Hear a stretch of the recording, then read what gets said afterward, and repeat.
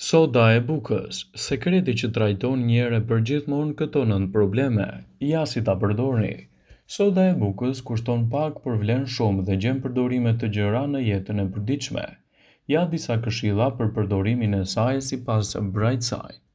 Soda e bukës mund të pastrojë dhe të lehtësojë edhe dhëmbët tuaj. Përzjeni një lugë gjedhe me sodë buke me pak krip dhe pak uthull molle dhe përzjeni për të pastruar dhëmbët.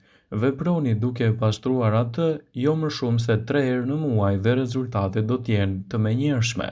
Por nëse keni dhëmbë të acaruar dhe të ndjeshëm, mos e përdorni atë për të mos shkaktuar kështu edhe acarime më të mëdha të tyre. Para se të fillojmë, bëni një like videos dhe ju lutem klikoni subscribe, do të na ndihmonit shumë. Gjithashtu, maskat e fytyrës me sodë buke mund të jenë një zgjidhje efektive për lehtësimin e këtyre shqetësimeve. Përdoreni maskën e cila mund të përgatitet në shtëpi dhe të shërbejë si një pastrues efektiv dhe lehtësues i problemeve tuaja të lëkurës. Për këtë është perfekte që të aplikoni sodën e bukës me kombinimin e sheqerit si një skrap për lëkurën. Kështu, vlerat që do të ketë shëndeti juaj i lëkurës do të jetë një fytyrë më e pastër dhe gjithashtu pa komplikacione të shenjave të akneve.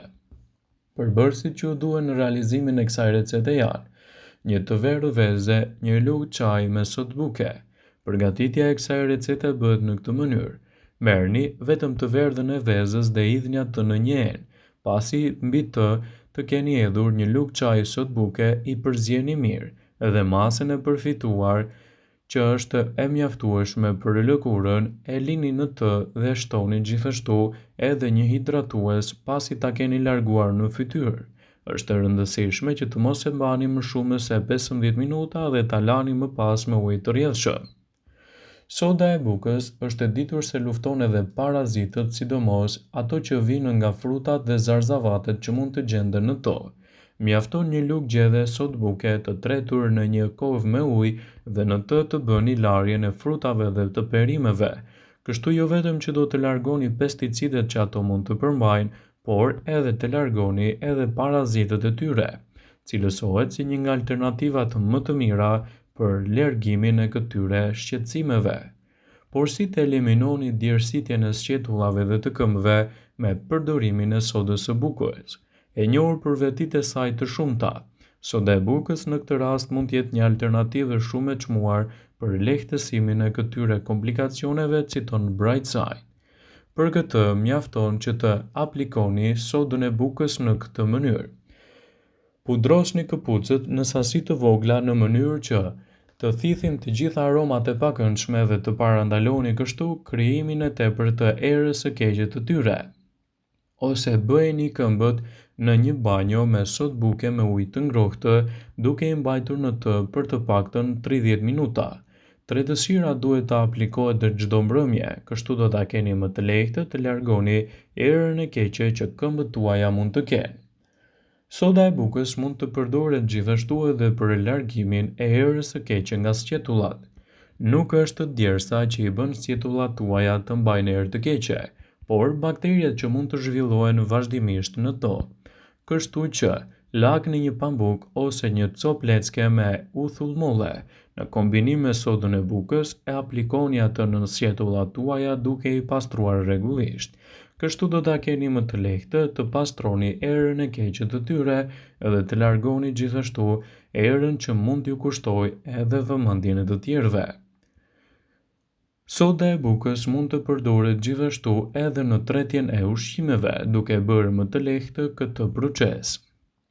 Tresni një maj lugë çaj me sodë buke në një gotë me ujë dhe e pini atë nëse keni vështirësi me tretjen, por nëse merrni medikamente të caktuara nuk këshillohet ta përdorni këtë pije, pasi mund të ndikojë në përkeçimin e gjendjes suaj. Për pastrimin e tapetave mund t'i hidhni mbi to 8 orë përpara se t'i lani sodë buke. E vendosni atë të qëndrojë ashtu për 8 orë dhe më pas e shkundni me fshesën me korrent. Kështu do t'jetë një mundësi e shkëlqyer në largimin e erës së keqe të tapetit dhe rikthimin e freskisë së munguar të tyre. Lufton kriprat e depozituara të ujit në lavatriçe dhe në enlarse. Gjatë procesit të larjes mund të hidhni një lugë me sodë buke edhe në ilaçin larës. Kjo do të jetë një mundësi e shkëlqyer për të larguar kriprat e tepërta të cilat krijojnë edhe galgare. Mjafton të hidhni gjysmë gote sodë buke në frigorifer dhe ta vendosni atë ashtu. Kështu do të thithë era tek qijat të frigoriferit dhe do ta keni më të lehtë të largoni papastërtitë. Me një copë ku keni hedhur sodë buke, fërkoni gjithashtu edhe orët ndite argjendit. Pastrimi i tyre do të jetë i garantuar pasi soda e bukës është një alternativë e cila mund t'ju kushtojë pak, por mund të ofrojë shumë si për shëndetin ashtu edhe për pastrimin e shtëpisë dhe pamjen tuaj të jashtme. Kur përdoret në doza të përshtatshme, soda e bukës mund të rregullojë dukshëm edhe strukturën kimike të organizmit dhe të lehtësojë gjithashtu në një sër komplikacionesh, të cilat mund të bëhen pjesë të rënda të jetës suaj të përgjithshme.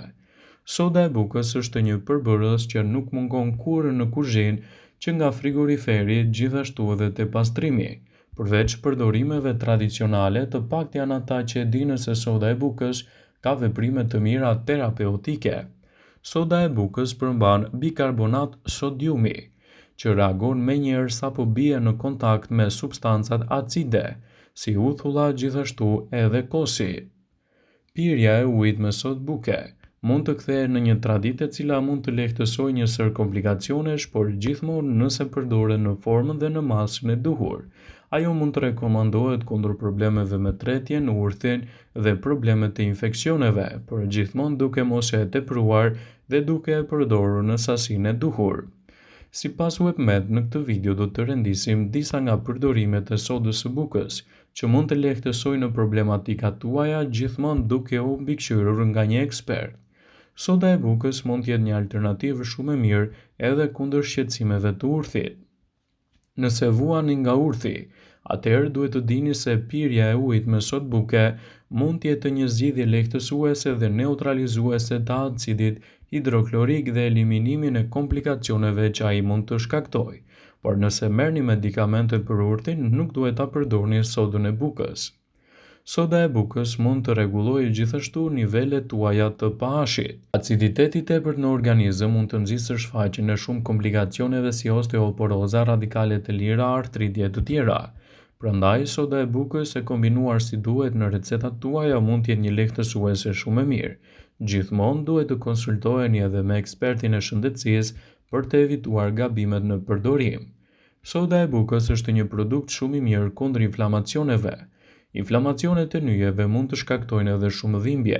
Toniku me sodë buke mund të jetë një zgjidhje shumë e mirë lehtësuese kundër këtyre shqetësimeve dhe një alternativë shumë e çmuar në lehtësimin atyre. Gjithashtu, soda e bukës nga disa ekspertë këshillohet edhe kundër infeksioneve urinare. Uji nga lëngu i boronicës së kuqe dhe uji me sodë buke rekomandohet shpesh kundër infeksioneve urinare, si një zgjidhje mjaft e mirë lehtësuese kundër këtyre komplikacioneve dhe në rritjen e përfitimeve të trupit dhe të shëndetit. Soda e bukës mund të përdoret gjithashtu për të rritur më shumë energji në trupore dhe për të rikthyer kështu gjallërinë që trupi juaj e ka më së të nevojshme. Nëse kryeni aktivitete fizike, atëherë përdorimi i sodës së bukës mund të jetë një alternativë shumë e mirë për të rikthyer gjallërinë e trupit tuaj. Mjafton ta tresni atë në një gotë me ujë dhe ta konsumoni jo më shumë se një gjysmë lugje çaji. Kështu do të kthejë rigjallërinë e humbur, sidomos pas stresimit të trupit nga aktiviteti fizik. Uji me sodë buke dhe limon mund të jetë një alternativë shumë e çmuar për dietën tuaj, por duhet të tregojnë kujdes këta persona nëse duan ta përdorin. Soda e bukës përmban shumë sodium, ndaj nuk duhet të tepërohet në përdorimin e dietës suaj. Nëse vuani nga sëmundjet e mëlçisë, të veshkave, tensioni i gjakut ose edemat, atëherë nuk duhet të pini ujë me sodë buke. Mos e pini tonikun, sidomos nëse jeni shtatzan ose lehon. Të vegjëlit nën 5 vjeç as nuk duhet ta çojnë ndërmend ta përdorin. Nëse pini ilaçe të caktuara, nuk duhet të pini ujë me sodë buke. Gjithashtu mos e përdorni tonikun nëse jeni me stomakun plot, pasi mund të shkaktojë edhe probleme dhe nuk do të ketë efektet e duhura. Vëmendje, ju bëjmë dije se informacionet në këtë video kanë për qëllim që të plotësojnë. të mos zëvendësojnë në këshillat e mjekut tuaj ose të ofruesit tuaj të kujdesit shëndetësor, dhe nuk kanë për qëllim që të mbulojnë të gjitha përdorimet e mundshme, masat paraprake, ndërveprimet ose dhe efektet e tyre negative për shëndetin tuaj. Pasi ta dëgjonit këtë video, do ju ftoja t'i bënit like dhe ta shpërndanit atë në profilin tuaj në mënyrë që të informohen dhe miqtë e tu.